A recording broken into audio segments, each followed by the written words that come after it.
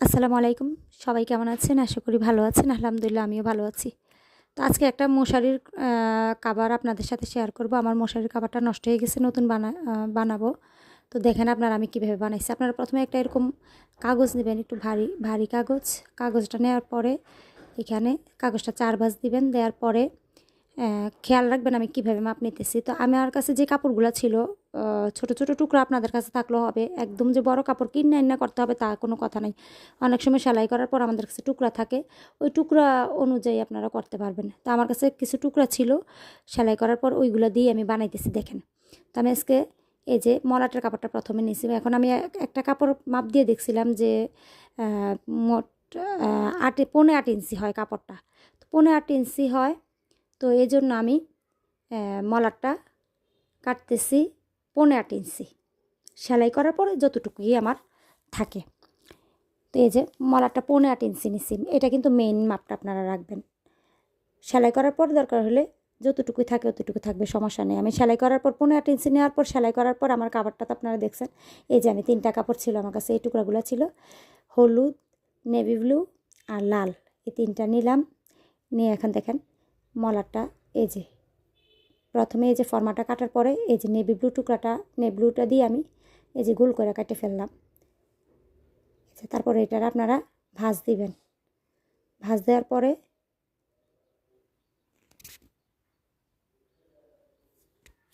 এই যে ভাঁজ দেওয়ার পরে এটাকে 2টা টুকরা করবেন। 2 টুকরা কেন করবেন এটাও আমি বলতেছি। এই যে 2টা টুকরা করে ফেলবেন। আমি যেভাবে বলতেছি ঠিক এইভাবে যদি আপনারা করেন খুব সুন্দর হবে। এই যে এটা থেকে আমি দুই টুকরার যে অর্ধেকটা, এই যে অর্ধেকটা আমি এইভাবে নিলাম।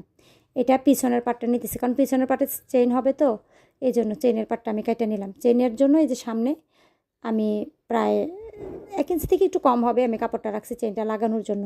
আর এই যে 2 পাট দেখেন এই যে গোল হয়ে গেছে। মলাটের কাগজটা আমি দুইটা ভাঁজ করে অর্ধেকটা কেটে ফেলছি, আর অর্ধেকটা দিয়ে আমি পিছনেরটা নিলাম। আর এই যে সামনেরটা তো আগে প্রথমেই কাটছি। কাটার পরে প্রথম ফর্মাটা দিয়ে আপনারা মেইন মাপটা কাটবেন। মেইন মাপ হবে কিন্তু ভিতরের কাপড়টা হচ্ছে আমার নেভি ব্লু। আপনারা প্রথমেই দেখবেন আমার ছবিটাতে আমি দিচ্ছি প্রথম ভিতরের কাপড়টা নেভি ব্লু কাপড়টা 8.5 ইঞ্চি নিচ্ছি আমি। মলারটাও 8.5 ইঞ্চি ছিল। এখন বাকিগুলা দেখেন, এবার বাকিগুলো আমি ফর্মা অনুযায়ী কাটবো। তো ফর্মা অনুযায়ী পিছনের পাটটা আমি অর্ধেক করে নিলাম। ফর্মার থেকে পিছনের পাটটা একটু বাড়তি নিছি কেন, চেন লাগানোর জন্য। এখন এই যে লাল টুকরাটা নিতেছি। লাল টুকরা অর্ধেকটা থেকে আমি পিছনেরটা কাটলাম, আর বাকি অর্ধেকটা দিয়ে আর হলুদ কাপড়টা 2টা একসাথে ফালাই দিছি। আপনারা যার যার সুবিধা মতো কাটবেন। আর খেয়াল রাখবেন মলাট এই যে ফর্মার যে নিচের অংশটা এটা সমান রাখার জন্য। আর চারপাশে আপনারা একটু বেশি কাপড় রাখবেন, 1/2 ইঞ্চির মতো রাখবেন। এই যে 1/2 ইঞ্চির মতো আমি চারপাশে কাপড়টা এই যে 2 পাশে এই যে কোনার 2 পাশে কাপড়টা আমি বেশি রাখতেছি। নিচে দিয়ে সমান রাখবেন, গোল জায়গাটা একদম সমান রাখবেন। আর এই জায়গাটা এই যে এভাবে এগুলো কাটতে ফেলবেন। এই যে একটা ফর্মা দিয়ে এভাবে কাটবেন। কাটার পরে চক দিয়ে দাগ দিয়ে নেবেন। এই যে প্রয়োজনে দাগ দিয়ে নিলে অনেক সুবিধা হবে। আমার অবশ্য দাগ দেওয়া লাগতো না, কিন্তু তারপর আপনাদেরকে বোঝানোর সুবিধার্থে আমি এটা বলতেছি, এভাবে দাগ দিয়ে নিলে ভালো হয়। এই যে দাগ দিয়ে নিলে মাপটা ভালো হয়। এই যে ফর্মাটার মাপে এবার এই দাগে দাগে সেলাই করে নেবেন। প্রত্যেকটা একটা লাল একটা হলুদ সেলাই করে নেবেন 2টা। এই কোনা কাপড়টা 2টা কাটবেন। এখন আমার সেলাইটা শুরু করতেছি। প্রথমে আমি চেনটা লাগাই নিতেছি পিছনের পাটে।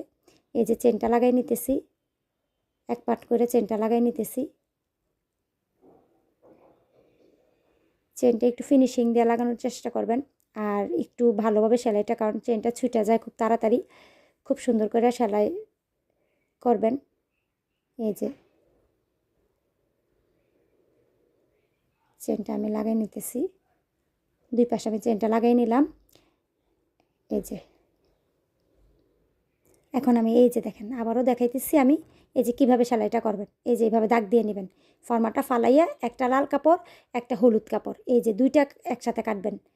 আপনারা অন্যান্য কালার দিয়েও করতে পারেন, যে যেরকম কালার দিয়ে করতে পারেন। প্রিন্টের কাপড় দিয়েও করতে পারেন, ভিতরটা এক কালার দিতে পারেন, কোনো সমস্যা নেই।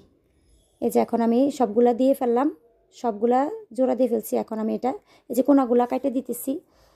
সামনের যে এই যে বেস্তি কাপড়গুলো কাটটা আমি এখন এটা উল্টাই ফেলবো, সবগুলো উল্টাই নিব। যে উল্টাইয়া কেচির আগাটা যদি আপনার বেশি ইয়া হয় তাহলে কিন্তু চোকা হয়, তাহলে কিন্তু এটা ছিঁড়ে যেতে পারে। আপনারা বেশি চোকা কেচি দিয়ে করবেন না, যেই কেচিটার একটু মাথাটা একটু ইয়া হয়, সমান হয়, ওইটা দিয়ে সমান করে নেবেন আগাটা, সামনের জায়গাটা। এই যে এখন মেন জায়গাতে আসেন। এই যে নেভি ব্লু কাপড়টাই কিন্তু মেন মাপটা থাকবে। এই যে এখন এটারে ভালোভাবে আপনারা ভাঁজ দিবেন। এই যে ভাঁজগুলো খুবই ভালোভাবে দিবেন, একদম কোনাটা দিয়ে প্রয়োজনে আমার মতো এইভাবে আয়রন করে নেবেন। আপনারাও আয়রন করে নেবেন, আমার মতো না, আয়রন করেই নেবেন। আয়রন করলে কি হবে, ভাঁজটা বসবে। আর ভাঁজটা বসলেই দেখেন এই যে প্রত্যেকটা ভাজে ভাজে এই যে উল্টানোর পর কিন্তু আমার সমান হয়ে গেছে। প্রত্যেকটা ফুলের কাপড় উপরের কাপড়টা এই যে সমান হয়ে গেছে। এই যে দেখেন প্রত্যেকটা কোণার মধ্যে এই যে একটা করে এরকম বসায় ফেলবেন। এই যে ভাঁজগুলোর মধ্যে এই যে একটা একটা এভাবে ঘুরে বসাই। এই যে দেখেন আমি আরেকটা এই যে একদম ওই যে সেলাইয়ের আয়টা রাখছি। ফর্মাটা কাটার উদ্দেশ্য হচ্ছে সেলাইয়ের আয়টা রাখার জন্য দুই পাশে, নিচের জায়গাটা কিন্তু ঠিক রাখবেন, শুধু দুই পাশে কাপড়টা রাখবেন, যে দুই পাশটা সেলাই হবে। আধা ইঞ্চি করে কাপড় 1 ইঞ্চি থাকবে, এই পাশে আধা ইঞ্চি, এই পাশে আধা ইঞ্চি। এই যে দেখেন এই যে সবগুলো আমি এখানে কিন্তু 8টা হয়েছে, 8টা কলি হয়েছে। এই যে ফুলের কলিটা 8টা হয়েছে, উপরের পাটটা। ভিতরে আপনি যখন কাপড়টা ভাঁজ দিবেন ভাঁজটাও 8টা হবে।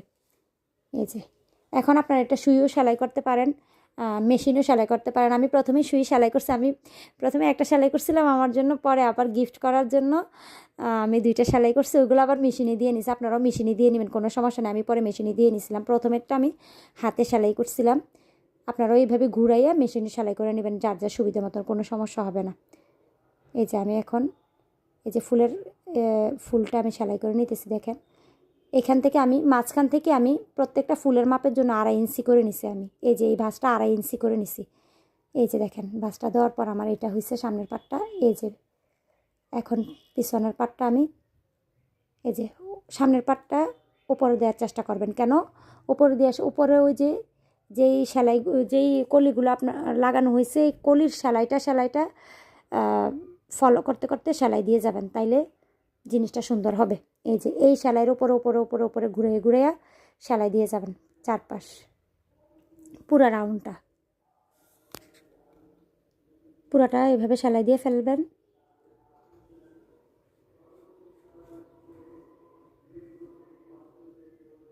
এই যে এইভাবে সেলাই পুরা রাউন্ডটা আমি এই যে সেলাই করে ফেলছি। এখন এটাকে আমি এখন উল্টায় ফেলবো।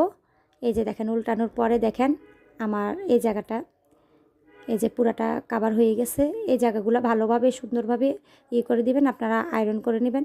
আর এই যে দেখেন এই যে এখন আমি মাঝখানে একটা সুবুতাম দিয়ে কাপড় দিয়ে, হলুদ কাপড় দিয়ে এইটা বসাই দিছি।